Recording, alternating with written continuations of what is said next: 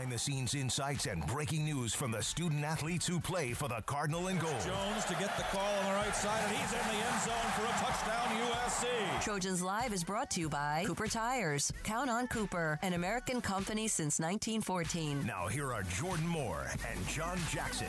Hello and welcome everyone to another episode of Trojans Live on ESPN LA 710 and right here on Facebook Live as well. Thank you for joining us. The Trojans bounce back, a comfortable victory over Oregon State, now stand at 5-1 at the midway point of the season. Tonight we will get you primed for the second half with head coach Clay Helton, running backs coach Dylan McCullough, and veteran offensive lineman Nico Fala and Toa Lobendano will join us later in the show as well. All football tonight. I am Jordan Moore alongside my man John Jackson. And JJ, where did you see improvement on Saturday for the Trojans? Well, the good thing is a lot of people got an opportunity to play. That was obviously key to me. I was really interested in the offensive line because remember, we were lacking 3 starters against Washington the game before, State. And so now you get now Toa comes back and then you get 2 new guys in the starting lineup, and so they get an opportunity to start. And offensive line is all about continuity. I think we learned the hard way against Washington State that you need those guys up front to sort of be together. So it was good to have everybody back. And going forward, and I think this time, well, I'm going to ask Coach, the continuity of this offensive line. I thought they were impressive. All right, let's talk to Coach. Brought to you by Ralph's. Trojan fans get 1 free admission to the Ralph's Ultimate Tailgate Experience at select USC football home games this fall when you purchase $35 of participating items at Ralph's. Look for the signs and tags in the store. Every $35 you spend gets you 1 admission. All right, let's bring in the head coach now, still undefeated in the Coliseum. And Coach, I know winning is first and foremost. That that's what you go into every game with that set goal. Were there some other goals in this game that you would set out, maybe seeing an opportunity to get some guys in, and did you accomplish them? Yeah, the first thing I thought offensively, I really wanted to see our offense start fast and, to take the opening 2 drives and get up 14-0. Yep. 2 great stops by our defense, answers right back from our offense. That's what we were looking for. Then have the muff punt, have the ball slip out of our hands on the throw.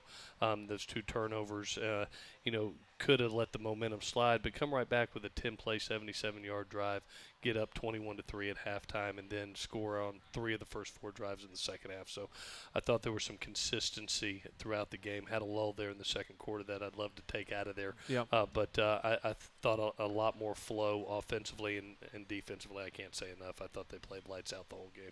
Yeah, and again, I'll go to my question is about offensive line. With all the moving parts, that's the hardest position to get guys on the same page. What did you feel coming out of it, getting Toa back and also playing with 2 new guys up front?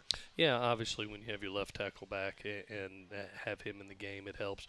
But I think the experience over the last 2 weeks at Andrew Voorhees and Clayton Johnston and an Austin Jackson have gotten, I think not only helps our team get stronger for this season, but because it creates some great depth, but also for the future. And when you're in those type of experiences, whether they're good or bad, you learn from all of them.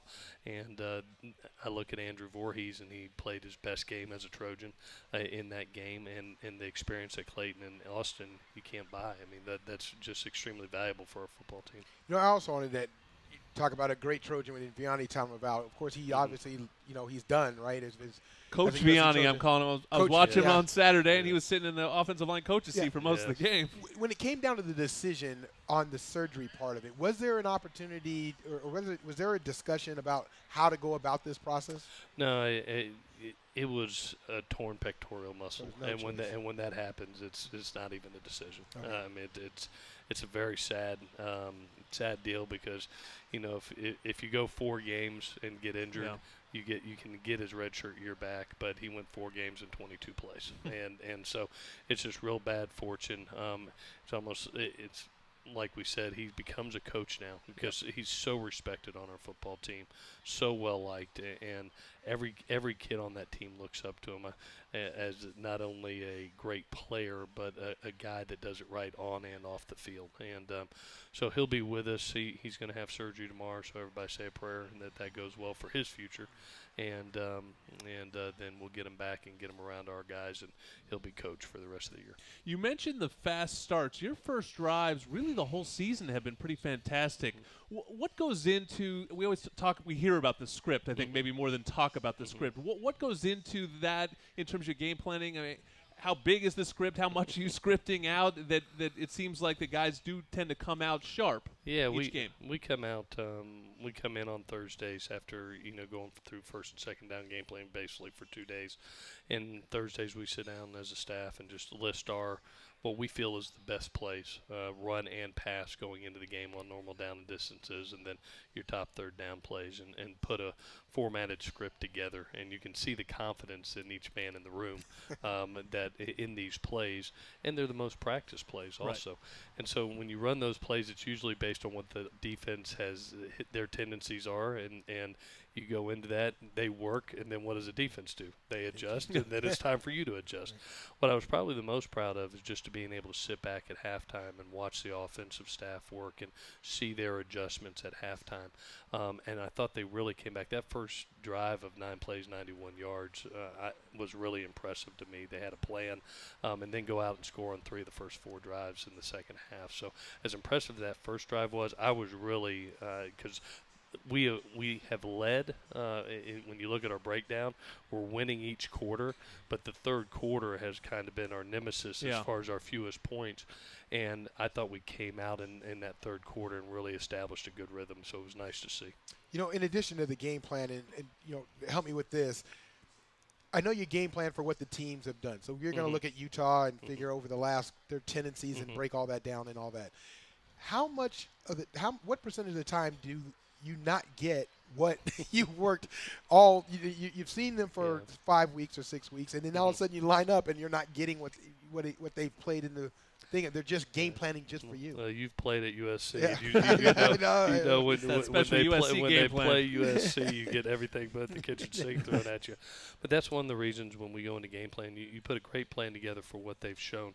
But we also have a Bible, and you play a team that plays a bunch of cover 1 and cover 3, and then all of a sudden they're throwing cover 2 at you. Well, you've got a cover 2 menu that you can go to. It's an adjustment in game that you've practiced, but you pull the guys off on the sideline and say, hey, you know what? They're throwing this at us. It's a little bit different than what we've seen. Hey, this is what we're going to next. These are going to be the next 5 or 6 plays that you need to get ready for.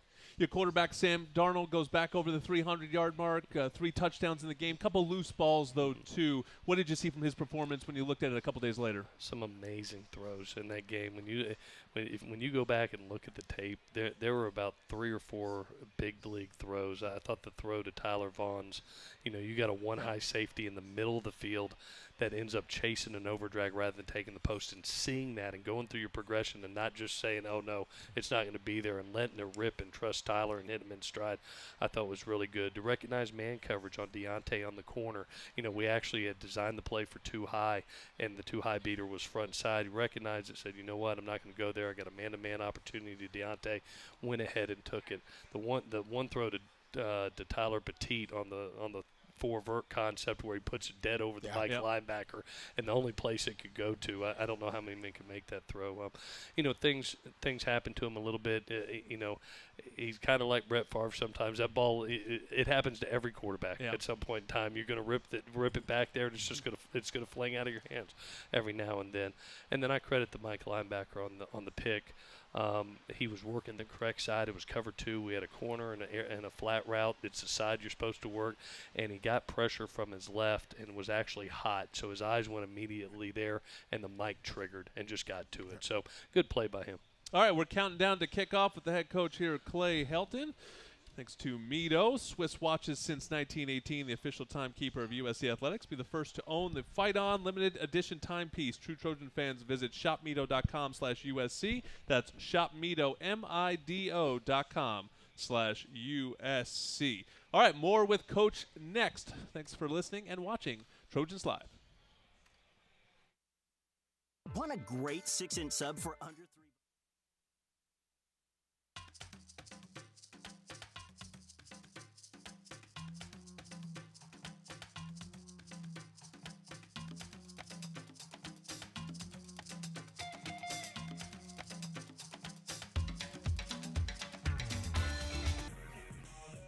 Jordan Moore, John Jackson, and the head coach Clay Helton back with you on Trojans Live. Get behind the wheel today at your Southern California Chevy dealer and see for yourself why Chevrolet keeps bringing home award after award. Learn more at SoCalChevy.com. All right, Coach, as I mentioned, we are technically at the midway point here. 5-1 you sit. How would you rate the first half? I'm sure you're probably the toughest grader up here, but how would you rate it? I wish we had one more victory. Yeah, I'm sure. I really do.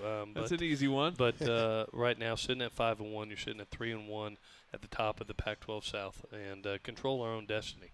And that's what you want. You want to have the opportunity to just have to do your job and not have to count on anybody else. I see our team progressing. I think our defense is really taking a step forward each and every game. I see some young kids offensively that the light's coming on for right now. You see Tyler Vaughns to get Michael Pittman back. All of a sudden, Josh Fallow makes a big play for us. Yeah, I'm starting to see some younger kids. You can just see in their eyes that they're starting to gain that confidence, and that's what you want come October. We've been a great October-November team. I credit our assistant coaches. They've always gotten their players better throughout the season since we've been here, and I see that continuing to go in that direction. You know, talk about the defense a little bit, because I agree with you 100%. They are playing lights out. It's a veteran group, but it's a young group, right? I mean, it has a good mix. What is it the sort of key to getting those young guys on the same page? Because they've seemed to, everybody that steps in, it seems like plug and play. There's no drop off. Yeah, you know, one of the things I think we do a great job of is our developmental practices on Monday. We just got off of one today where, you know, we come in and bring the veterans in, you know, and basically go through with them their corrections and give an introduction to Utah. But then we let them leave the field, and we specifically work with our younger players. So you've got about 40 or 50 kids out there that are now truly getting their reps and their individual attention and trying to progress them forward. And that's why you look up and you're able to function when an Andrew Voorhees goes in, and Austin Jackson goes in, and Levi Jones goes in, Josh Fallow, all these young kids that are going in there. It's because they're being developed. We truly believe in building our team from the ground up. Speaking of people that appear to have really developed, is Marvell Tell having a breakout season? I don't hear anyone talking about him, but it seems like he is filling up the stat sheet every week, and it is in on almost every play. Yeah, I talked about both him and Chris in our team meeting. You know, we asked them to be truly box players in this past game and pressure players over the last two games. And you look up, and those two kids had 17 combined tackles together. I mean, they're just all over. And Marvell's having an unbelievable season right now. Truly has come into his own with a kid that hasn't been redshirted and now steps into his true junior year. He's taken his game to a whole nother level. Him and Chris are playing really good ball right now. You know, another person that we talked about, we came on the scene instantly against Texas because of his fumble strip, but now continues to play at a high level every week. Every week I look at the stat sheet, he's up in the top on tackles. That's Christian Rector. Talk about him a little bit. Yeah, I tell you what, I'm so impressed with Christian for his ability to play multiple positions, because in one package he plays opposite of Rasheem. He can play behind Rasheem if Rasheem goes down. He plays opposite of Rasheem on third down, so you can have two great interior rushers, and then he can play on the edge like he did in the last game. So he's learning multiple positions and producing at a very high level. I think he had 7 tackles, and some more tackles for losses. He's been in the backfield the last 3 games, and it's a great example. Like I tell our kids, not everybody it starts out with right off the get-go your freshman year. Some guys have to develop, some guys have to learn and wait their turn, and here's a guy that, you know, you always want to be ready for your opportunity, and he prepared just like a starter, you know, for 2 years, and now he's getting his opportunity, and man, he's making the most of it. Well, I want to talk about Saturday's game. Of course, the Trojans taking on the Utes Saturday night, 5 p.m. under the Coliseum lights. I like that game. The game starts in the sun. The sun will go down as a game. That's the perfect time for me. ABC, ESPN LA 710 right here. Utah's not really telling you who they're going to play at quarterback. At least they're not telling us. I was reading an article about it, and it sounds like one of 3 guys really are still in the mix. How does that affect your preparation? Well, we've seen 2 of them, and we know Troy very well, having grown up here in L.A. and watching him last year. And the young kid that started off is fabulous, too. Started off as 4-0 as a starter, and both of them can create with their feet. Both of them are run threats, can make all the throws. You know, they're both 70% quarterbacks and do a wonderful job. So it's you don't really have to make a specific game plan for each one because they're so similar in trait. But it's one of those dangerous Kyle Whittingham teams. It seems like they always have big people. It's a fist fight, and they got a quarterback that can spin it to some good wideouts. And you look out there, and Carrington right now is doing a wonderful job. Yeah, I was going to say stay with that because it does seem a little bit different, Utah, in the sense that they have the number 1 receiver in the Pac-12. We don't usually see that. We often see them having a running back, maybe it's leading the Pac-12 in rushing, but Carrington gives them a different kind of playmaker than they've had in recent years. Yeah, they're spreading it out. They have a host of wideouts right now that is allowing them to play some 3 and 4 wide sets, and sometimes you're seeing some empty sets, which you haven't seen very much from Kyle before in the past. And I think it's because they have this plethora of wideouts right now, and they feel confident in them, and they've got 2 quarterbacks that can spin it, so they're using them extremely well. And Carrington by far is probably the most dangerous receiver we've seen since Colin Johnson at Texas. Those 2 kids I think are premier elite kids, and Carrington's going to be a handful for us. You know, and one thing that has become typical for Utah is their defense. I mean, last year we talked about their defense being strong in the middle. Same 2 guys come back, so, you know, no mystery there. But number 1 in rush defense, number 1 in opponent first downs, number 1 in pass defense on defense. I mean, it's a tough task. Why? What have they done to become so tough to get around on defense? Well, you start out and you look at their DBs, and they're older kids that played a lot of ball, and they're talented. And what it's allowing them to do is to load the box with some huge people. I'm talking about some 320, 330 pounders interior, and the 2 linebackers are phenomenal players. They've played a lot of ball and get the ball down. So they're playing a lot of cover 1, cover 3, loading the box and saying, hey, if you can throw and catch, go ahead, let's see you. And people are having a hard time with it because they are talented on the outside too. So credit to Kyle. I have the utmost respect for the guy, you know, being at this school for 8 years. When you play his team, it's kind of like playing Stanford. You get ready for a fist fight. It's going to be a physical, hard knocks game. Well, to that end, last one for me, do you have a chance of maybe getting some people back this week? If you can't get too many more fist fights, Coach. No. You know, we were fortunate to get Toa back and Stephen Mitchell back last week, and Michael Pittman getting a little bit healthier. We'll see a little bit more come Tuesday and Wednesday. We've got a couple guys right on the brink that have not been cleared yet, but are getting close. So I think we'll have a better idea come about Wednesday who's in and who's out.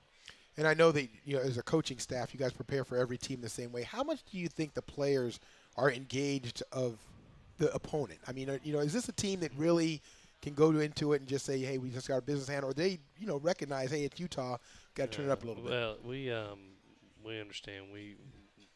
We did not get to play for the Pac-12 championship because we lost a game to Utah with 16 seconds left, and we have a lot of respect for this team. I mean, every time we've played them, it seems like it's a very close football game, and it's always a tough physical battle. So our kids know. We showed the standings today. We saw who's up there, and it's us in Utah right now, and we've got to do a great job of coming out and doing our job, and hopefully accomplishing, you know, what we've done in the Coliseum the last couple times, and that's producing wins. It's a Pac-12 South playoff game. Coach needs everyone in the house on Saturday. He's happy that we're not playing up in Salt Lake this week, that we're playing here at the friendly confines of the Coliseum, and make that place shake on Saturday night. Thank you to Coach. As always, it's all ball, all show tonight. We're going to have the big fellas, Toa Lobendon, Nico Fala, running backs Coach Dylan McCullough's coming. More Trojans Live next.